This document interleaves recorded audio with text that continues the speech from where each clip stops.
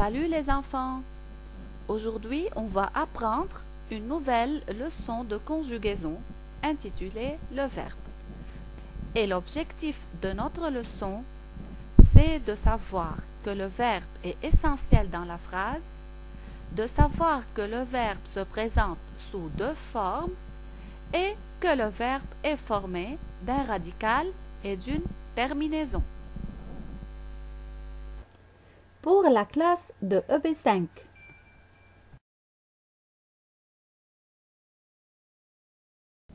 Je commence par la première idée. Le verbe est essentiel dans la phrase. Si on le supprime, ça ne sera plus une phrase. Et pour faciliter les choses, je vous donne ces deux images. Je commence par la première image. Vous voyez une belle maison, bien construite, avec des murs bien construits. Et cette maison est divisée en plusieurs chambres. La chambre à coucher, la salle de bain, la cuisine et le salon. Et c'est à cause des murs qui sont bien construits. Mais si il n'y a pas de murs dans cette maison, alors on va regarder la deuxième image et on va voir que la maison va être toute détruite à cause de ces murs. Et c'est comme ça pour la phrase. Si on n'a pas mis de verbe dans la phrase va être incorrecte et elle n'a pas de sens. C'est pour cela qu'à chaque fois que vous voulez écrire une phrase, vous devez premièrement choisir le verbe. Et c'est comme ça que vous pouvez construire une phrase correcte et à un sens. Passons maintenant les élèves à la deuxième idée. C'est comme vous vous présentez, le verbe aussi se présente. Mais le verbe se présente sous deux formes. Il peut être un verbe à l'infinitif et il peut être un verbe conjugué. Mais faites attention, il ne faut pas confondre, c'est très facile. Quand le verbe est à l'infinitif, il se termine à la fin ou par ER, ou par IR, ou par OIR, ou par RE. Quand le verbe est conjugué, il se présente avec des pronoms personnels, toujours. Si on voit des pronoms personnels avant le verbe, c'est-à-dire le verbe est conjugué. Et les pronoms personnels sont je, tu, il, elle, nous, vous, il avec S et elle avec S. À ne pas oublier cette remarque. Alors, le verbe se présente sous deux formes, à l'infinitif et conjugué.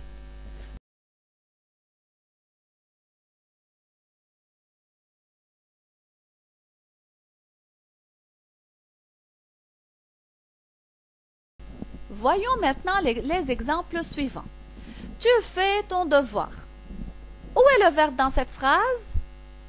Fais, bravo. Est-ce que ce verbe est conjugué ou il est à l'infinitif? Très bien, il est conjugué. Pourquoi? Car il y a avant un pronom personnel. Excellent. Et comme on a dit, quand il y a un pronom personnel avant le verbe, c'est-à-dire il est conjugué.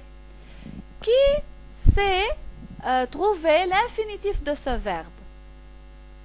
Bravo, c'est-à-dire c'est quel verbe? Excellent, c'est le verbe faire et il se termine par RE. Passons à l'exemple 2. Il doit compléter la leçon. Où est le verbe conjugué dans cette phrase? Doit, très bien. Pourquoi? Excellent, car avant lui, il y a un pronom personnel, il, très bien. Et où est le verbe à l'infinitif ici? Bravo, compléter. Il se termine par quoi? Par ER. Et c'est un verbe du premier groupe. Alors, ici, dans cette phrase, il y a deux verbes.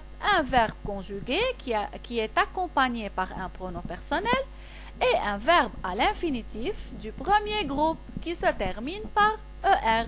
Et il ne faut pas confondre avec ces verbes.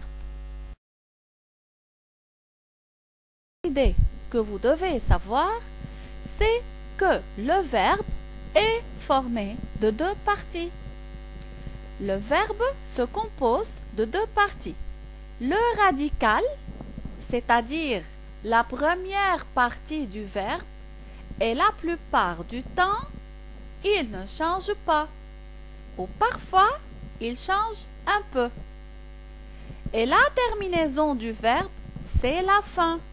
Elle change lorsque le verbe est conjugué. Et il change aussi selon le pronom personnel.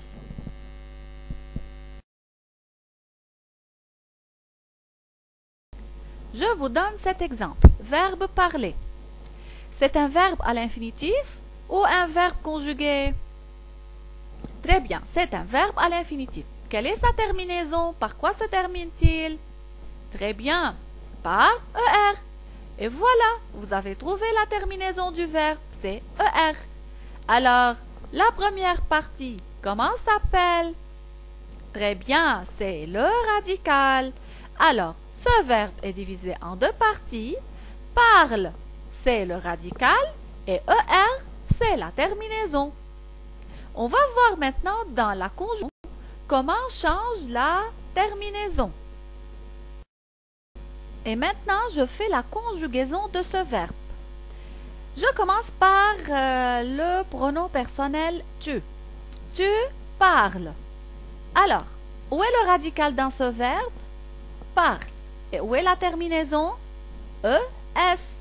Alors, la terminaison ici s'accorde avec le pronom personnel tu et le verbe prend ES. Passons au pronom personnel nous. Nous parlons. Où est le radical? Aussi parle, bien sûr. Et où est la terminaison? ONS. Qu'est-ce que vous avez remarqué? Bravo, on a remarqué que la terminaison change. Avec nous, le verbe prend ONS. Avec tu, le verbe prend ES. Vous parlez. Où est le radical? Parle. Et où est la terminaison? EZ. Alors, le verbe prend EZ avec le pronom personnel vous. Alors, la terminaison change. Le dernier pronom personnel, il parle. Où est le radical? Parle. Et où est la terminaison? ENT.